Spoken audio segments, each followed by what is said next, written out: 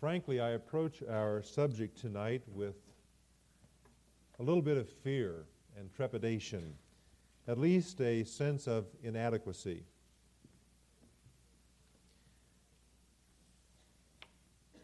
I sort of feel like a fellow who's gone to the mountain and is returning home and trying to describe the mountain with a spade full of dirt that he brought back with him. When we talk about the spiritual nature of God, we are talking about a subject that is too immense for any human tongue to ever frame, let alone try to put that picture of God's spirituality into one message. But with God's help tonight, we want to at least be suggestive in our covering of this subject of the spiritual nature of God. In John chapter 4, we have the record of our Lord Jesus Christ with his disciples traveling through Samaria.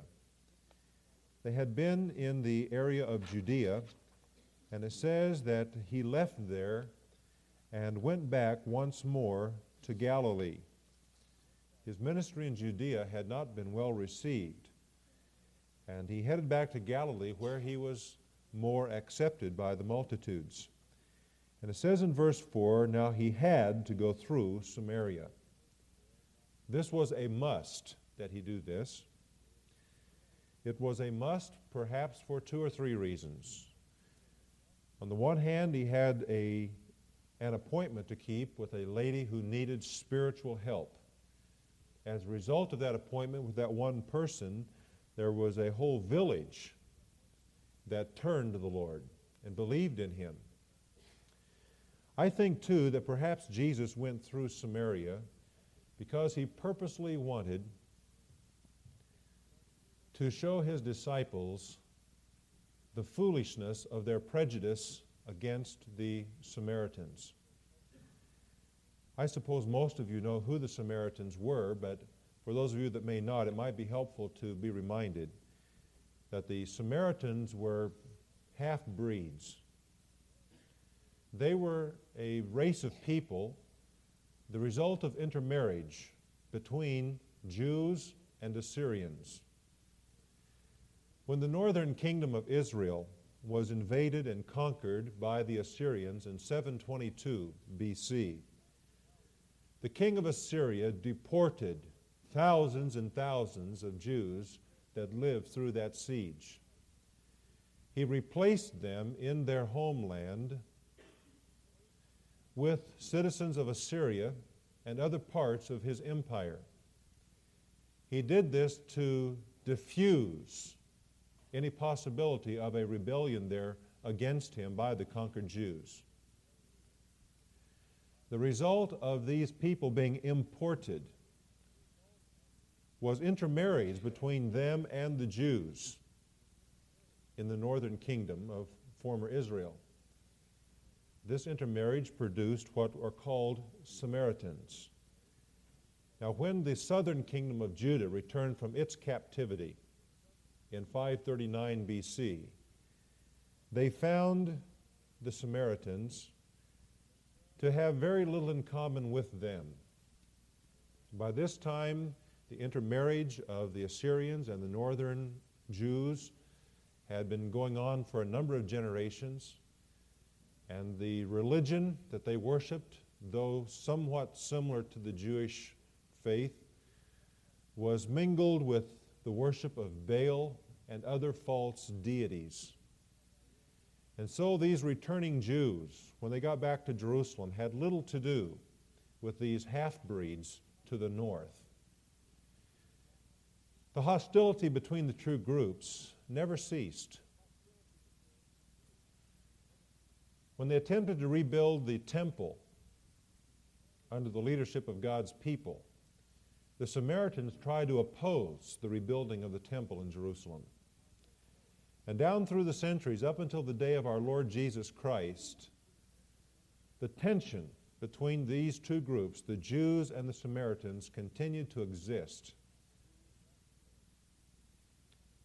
I think it was for that reason that Jesus had to go through Samaria. I believe that he wanted to show the rather spiritually arrogant Jews of his day that they had no reason for their pride. It says he came to a town in Samaria called Sychar, near the plot of ground Jacob had given to his son Joseph. Jacob's well was there, and Jesus, tired as he was from the journey, sat down by the well. It was about the 6th hour. And then the appointment takes place. It says, when a Samaritan woman came to draw water, Jesus said to her, "Will you give me a drink?" His disciples had gone into town to buy food. The Samaritan woman said to him, "You are a Jew, and I am a Samaritan woman. How can you ask me for a drink?" For Jews do not associate with Samaritans, was the implication of her statement, and John says so. Jesus answered her, "If you knew the gift of God, and who it is that asks you for a drink, you would have given him, and he would have given you living water." In this conversation, our Lord now probes her curiosity and suggests that there is such a thing as living water. And so politely, though perhaps skeptically, she says, "Sir, you have nothing to draw with, and the well is deep." Now today the well is about 75 feet deep. We know not, of course, how deep it was then. But you had to have some kind of pot or bucket to get the water. And she says, "Where can you get this living water?" Her curiosity was aroused, and yet she did not understand that Jesus was talking about something that was immaterial. She says, "Are you greater than our father Jacob, who gave us the well and drank from it himself, as did also his sons and his flocks and herds?" Jesus answered, "Everyone who drinks this water," undoubtedly pointing to the well, "will be thirsty again. But whoever drinks the water I give him will never thirst. Indeed, the water I give him will become in him a spring of water welling up to eternal life." Now, undoubtedly, by this time, the woman is becoming a little more illuminated. And she says, "Sir, give me this water so that I won't get thirsty and have to keep coming here to draw water." Now, our Lord is offering to her spiritual water, eternal life. She indicates, not understanding fully what he means, that she's interested in that water, that she wants it to drink. Our Lord knows that he cannot give that water to a person who is not really prepared for it. She needed to have a confession of her sins before she could be ready for the water of life. And so kindly, but revealingly, Jesus told her, "Go and call your husband and come back." And her reply was, "I have no husband." And then Jesus said, "You are right when you say you have no husband. The fact is, you have had 5 husbands, and the man you now have is not your husband. What you have just said is quite true." Well, you can imagine how this must have struck this lady. She says, "Sir, I can see that you are a prophet." That was rather obvious, wasn't it? Instead of proceeding, though, with that, she tries to evade the point of conviction that our Lord had placed upon her. And so she brings up a spiritual argument. Have you ever dealt with somebody that way? That is, when you get close to the point where they feel convicted, the heat's on, the fire's burning inside, and all of a sudden they go this direction, or at least try to sidetrack you or to evade the point. So she brings up this argument. "Our fathers worshipped on this mountain, but you Jews claim that the place where we must worship is in Jerusalem." Well, she brought up the age-old argument between the two groups, and that was the place of worship. This mountain that she refers to was Mount Gerizim. Jacob's well is located right at the foot of Mount Gerizim. Some of you may remember Mount Gerizim from the Old Testament. Moses commanded the people in Deuteronomy chapter 27 and 28 that when they got into the land, they were to go to Mount Gerizim and Mount Ebal, which was just across a very short and narrow valley, and they were to divide their congregation into halves. The Levites were to be in the middle. An altar was to be set up. And the Levites, the priests, were to recite the law before all of these people. And then there was to be an antiphonal response. The people on Mount Ebal were to respond reciting the curses of God upon sin and disobedience to the law. The people on Mount Gerizim, on the north side, were to respond reciting the blessings of the law upon those who would obey it. That occurred. And Mount Gerizim, because it was the place where the blessings of the law was pronounced, became very important, particularly to the people who lived in that part of Israel. And it was that part of Israel that later became the northern kingdom, etc., etc. Mount Gerizim was always important. And it still is today to the few Samaritans, the true Samaritans that are still living. There are some Samaritans, but because they intermarry, their number is reduced greatly, and I think that there are probably fewer than 200 of them that are left alive on the face of the earth today. But that Mount Gerizim was significant to them. To them, it was the place where the blessing of the law was pronounced. And of course, they had little to do with Jerusalem, for that's where the Jews worshiped. And there was this constant bickering between the two groups. Where do we worship? Now, Jesus does not get involved in the argument. And that in that, he gives us a good pattern to follow. When people want to argue about religion, back off. As someone has said, you may win the argument, but lose the soul. So back off from an argument. It doesn't gain anything. But in verse 21, Jesus doesn't simply be quiet. He says to her, "Believe me, woman, a time is coming when you will worship the Father neither on this mountain nor in Jerusalem." Now that was a significant statement for a Jewish rabbi to make. He says, "You Samaritans worship what you do not know," which was a rebuke to her and to their rather eclectic religion that drew from the Jews and from the worship of Baal and the other pagan religions. He says, "We worship what we do know, for salvation is from the Jews." And of course that is true. The Messiah was to come through the Jews. He says, "Yet a time is coming, and now has come, when the true worshipers will worship the Father in spirit and truth, for they are the kind of worshipers the Father seeks." And then he says, "God is spirit, and his worshipers must worship him in spirit and in truth." The woman said, "I know that Messiah, called Christ, is coming. When he comes, he will explain everything to us." Then Jesus declared, "I who speak to you am he." Isn't that a fabulous statement? I think one of the most thrilling experiences I've ever heard, and yet it was disappointing in a sense, was to be on a tour bus parked just outside the city of Sychar, which is now called, near Shechem, which is now called Nablus in Israel, and to hear our Jewish guide explain John chapter 4 as well as any evangelical preacher I've ever heard. Went all the way down through this to where Jesus said, "I who speak to you am he." Went all the way through the story.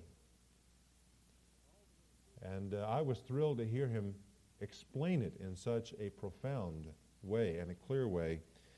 That night I said to him, "Why is it, after explaining the 4th chapter of John so well as you did today, that you cannot see Jesus as your Messiah?" And he shrugged his shoulders and said, he said, "You were raised a Christian, I'm raised a Jew." And with that, he walked away. To him, it's a matter of a cultural thing, you see, more than a religious thing. I that speak to you am he. And what did Jesus say? He said, God is spirit, and they that worship him must worship him in spirit and in truth.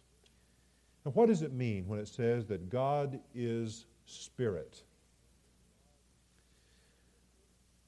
It means two things. It means, first of all, that God is immaterial. What does that mean? Well, it means that he does not consist of matter. That is unlike you and me. We live in bodies. We are tied to bodies, and we are material and mortal.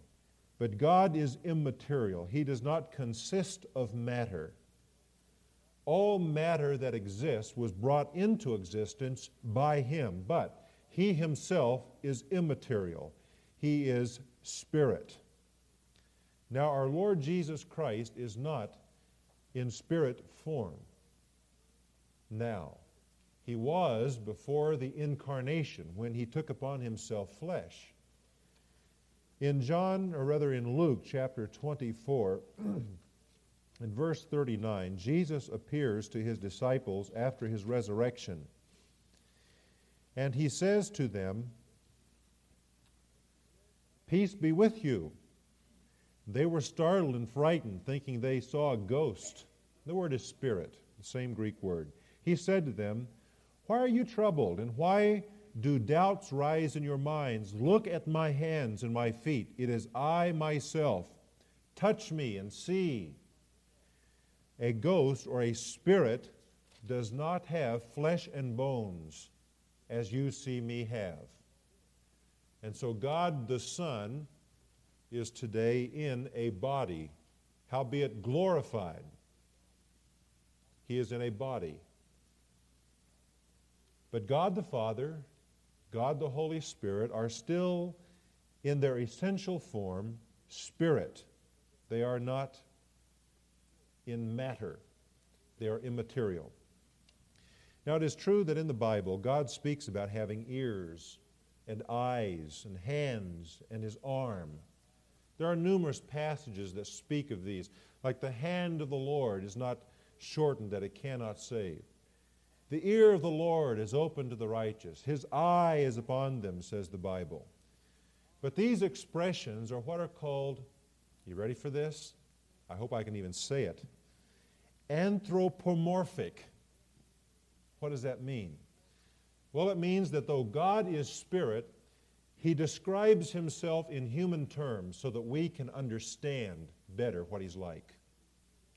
It does not literally mean that God has an earlobe and an ear canal and those other bones in here that are part of our hearing system. It doesn't mean that God has 5 fingers or that he has an arm literally.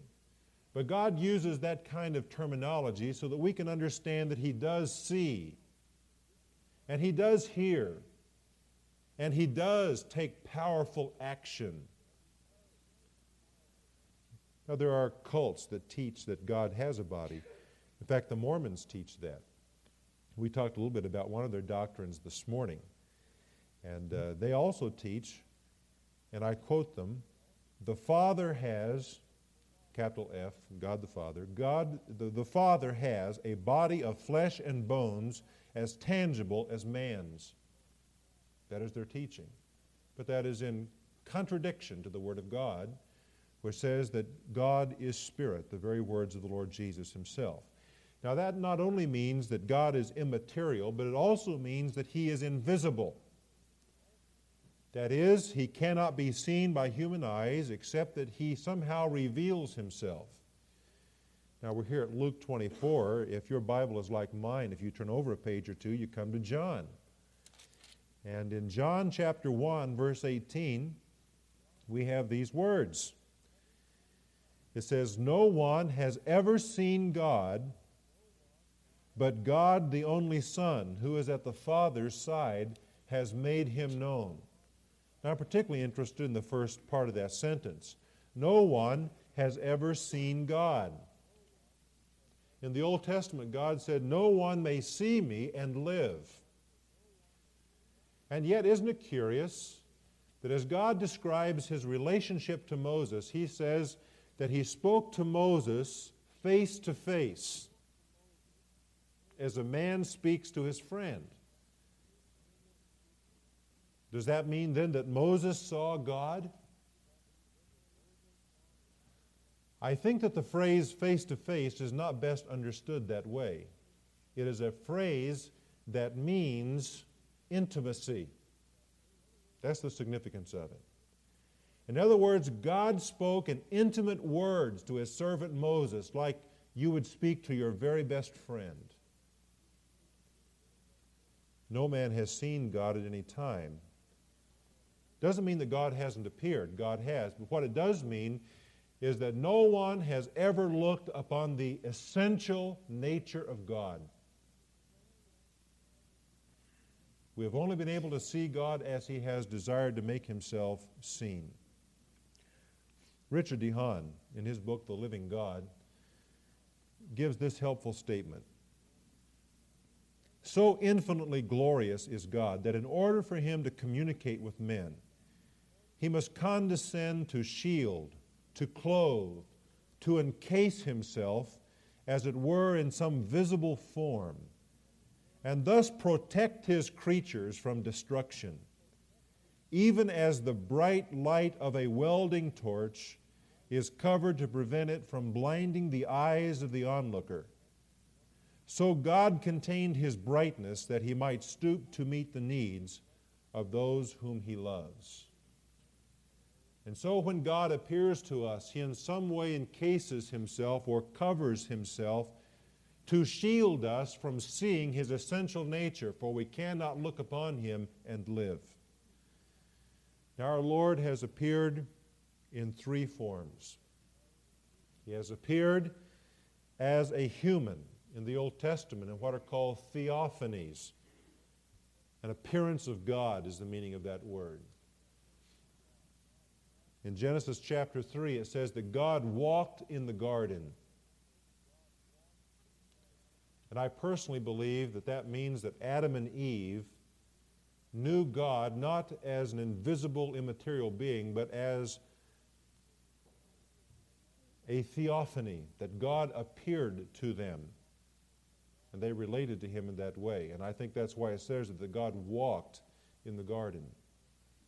Certainly God appeared as a theophany, as a man to Abraham. For example, in chapter 18 of Genesis, 3 people come to visit Abraham.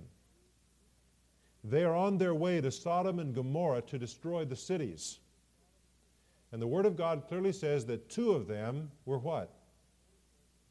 Angels, and one of them was whom? The Lord himself. The 2 angels went on down to Sodom and Gomorrah to oversee the destruction and the judgment of that city and those cities of the plain. But the Lord himself stayed behind, in body form, appearing as a man, speaking to Abraham. And then he appeared as a man when those 3 Jewish brothers were placed into that fiery furnace.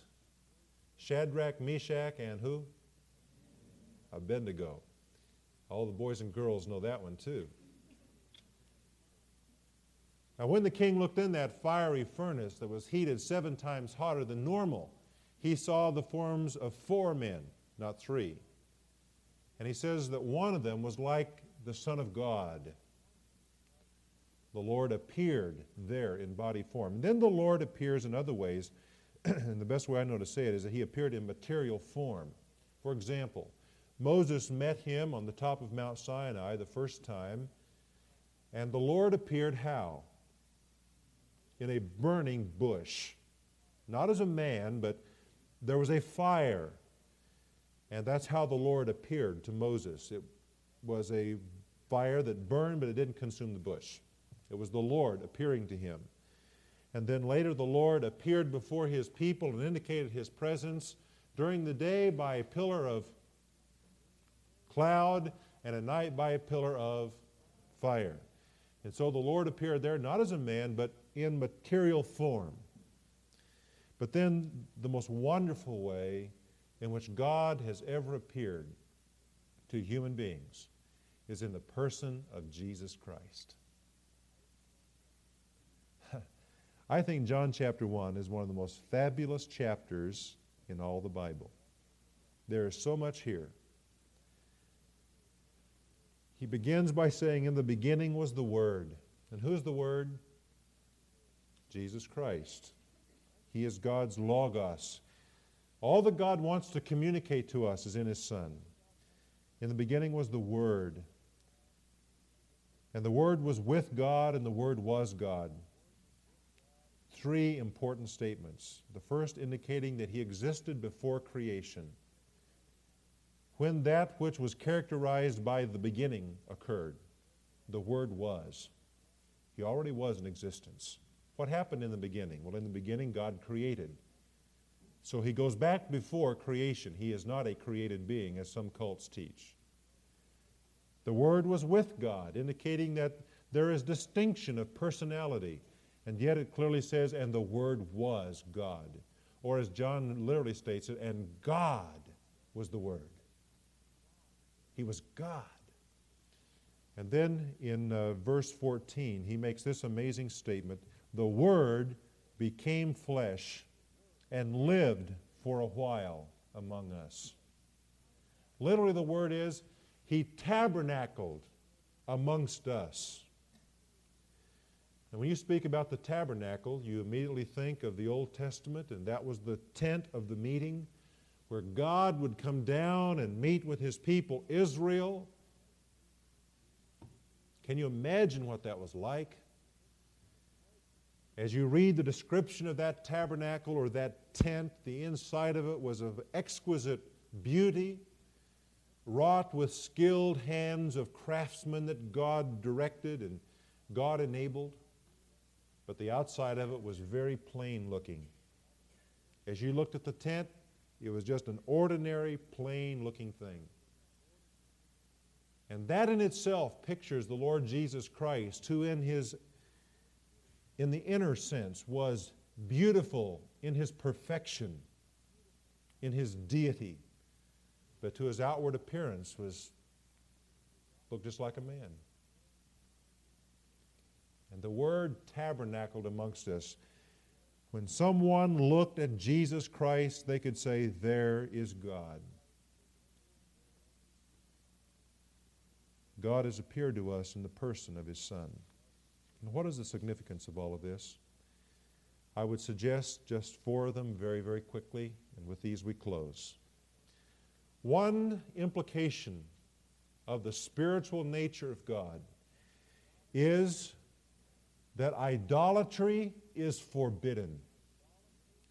God absolutely, without question, forbids any material representation of Himself. He said, you will not make unto me any likeness, any graven image, as some quotations have it, or some versions have it rather. God absolutely will not have idolatry. Anything material cannot represent that which is spiritual. There is no proportion between the two. There's no relationship. And that's why idolatry is called sin. It is impossible for the most skilled craftsman with the most imaginative mind to take a piece of stone and to fashion the image of God in it. It is a disgrace to the nature of God to attempt it. It cannot be done. And then God forbids it. And so we forsake idols. What about pictures of Jesus Christ? It was a privilege of mine to be an acquaintance of Mr. Salman, who painted the head of Christ that is so well known.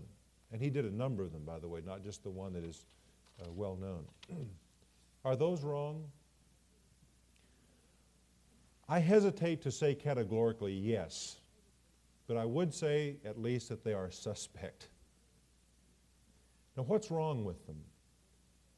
Because when we look at that picture or at that image that is made. It limits our concept of God. And we suddenly begin to think of God like we are and bring Him down to our level. And ultimately it leads to thinking that God is subject to the same weaknesses and foibles that all of us are subject to. And that is why God forbids idolatry. Implication or significance number 2. Man has a spirit. There are those that see man only as an animal. He is only a beast who evolved like the other animals of the earth. But the Bible presents an entirely different point of view. It says that man is a specially created thing, and that one of the most important aspects of him is the spiritual part of him, the invisible part of him. It is that aspect of man that is in God's image, not the body, because God does not have a body. But it is his ability to reason, to decide, to think, to understand revelation of God that makes him unique and in the image of God, completely different than all of the animals. Man has a spirit. And the third implication sort of comes out of that. It is that God can only be known through the spirit of man. Turn over to 1 Corinthians chapter 2, and I'll give you my proof text for this. 1 Corinthians 2:14 says, "The man without the Spirit does not accept the things that come from the Spirit of God, for they're foolishness to him, and he cannot understand them because they are," what are the next two words? Spiritually, what? Discerned. How do we comprehend God? It is only in the spirit of a man that God can be comprehended. It comes through our minds, but it must go deeper than the intellect. It affects our emotions, but it must go beyond that.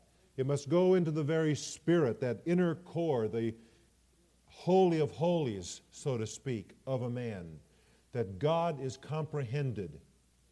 The things of God are spiritually discerned. And that is why an unsaved person cannot understand the Bible. He cannot get a hold of God. The whole thing is a mystery to him because the spiritual part of him is dead.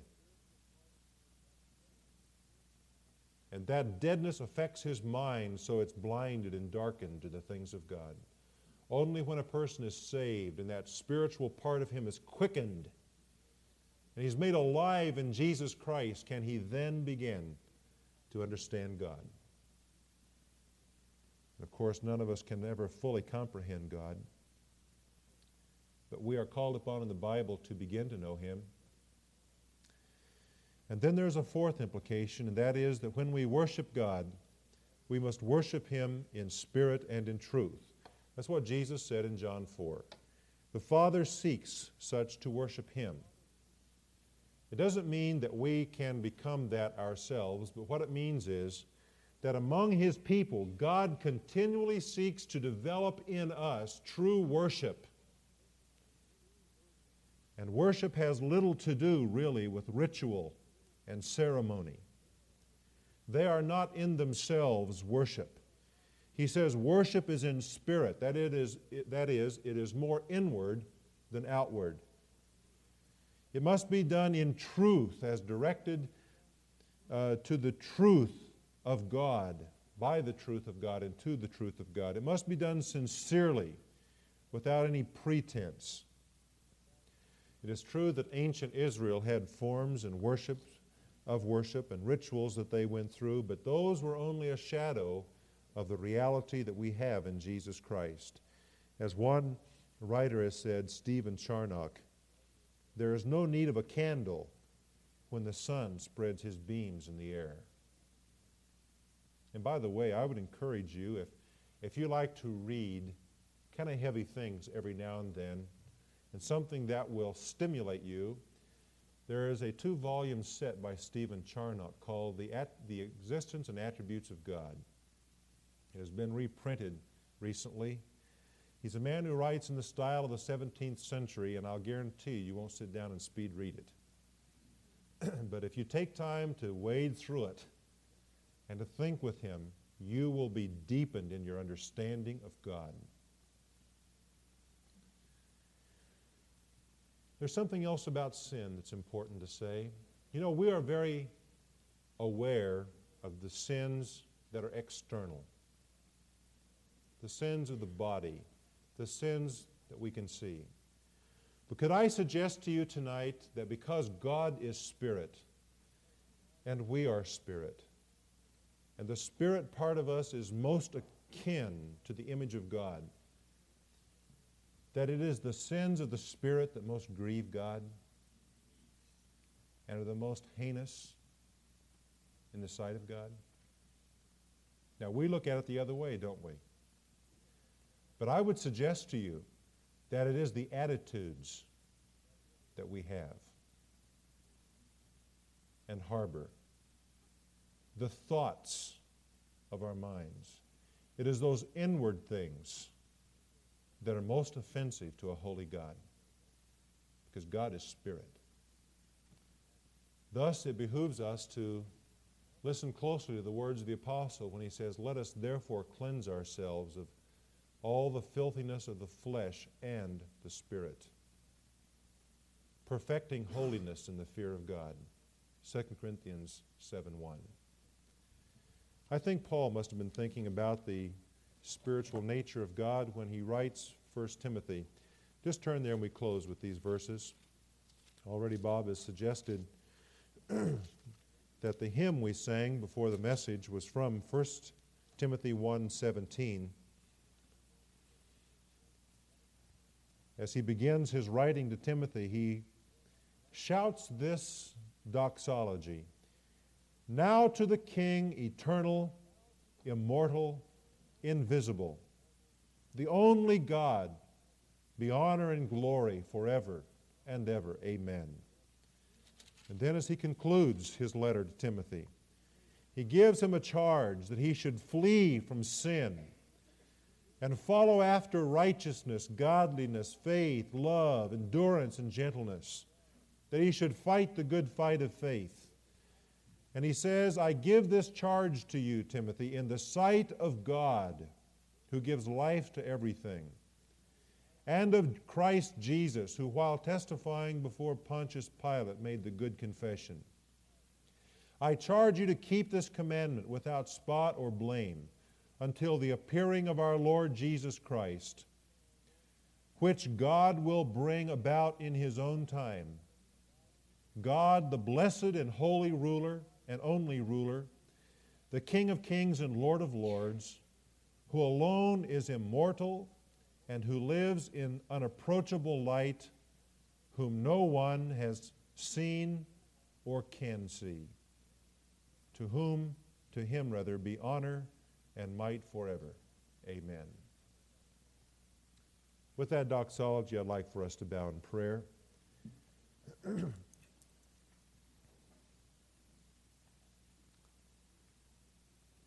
The spiritual nature of God is more than just an academic subject.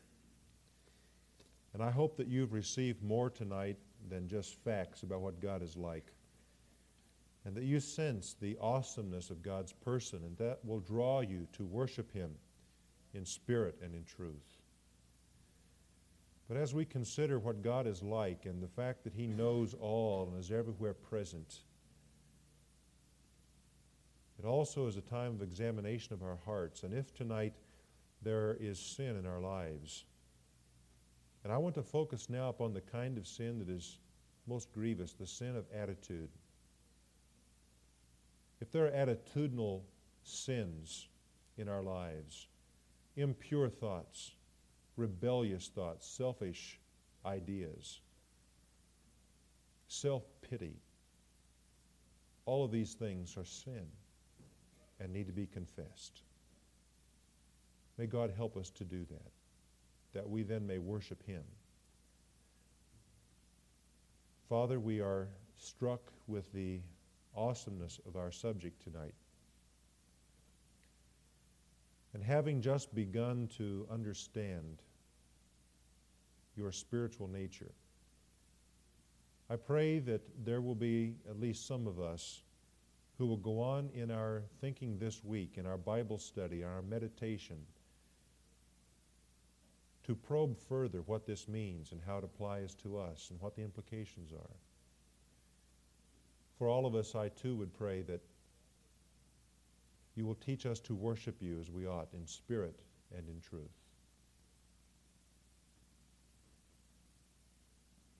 Grant this, I pray, in Jesus' name. Amen.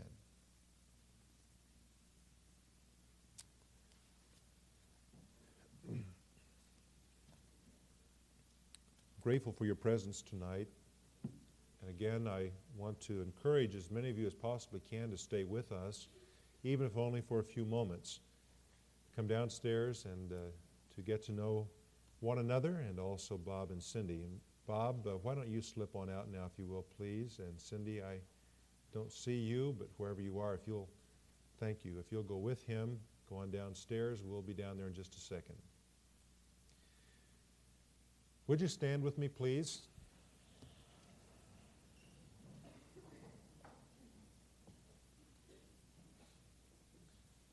And let's bow together in prayer as we bring this service to its conclusion.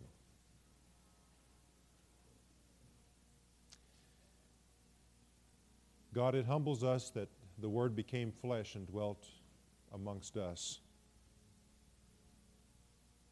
For we know what we're like. We thank you that even while we were yet sinners, that Christ came into the world and died for our sins, so that we could be forgiven, made alive in Him, have eternal life, and dwell forever with you in your presence. Now, God, may that hope that we have be an encouragement to us this week in our pilgrimage, and make us sensitive to people around who are hurting and empty, and who need the reality of life in Christ. And give us the burden, the impetus, the courage to speak to them, to share with them the good news about our Lord. Make us a blessing this week to all of those around. In Jesus' name we pray. Amen. Good night, and God bless you, each one.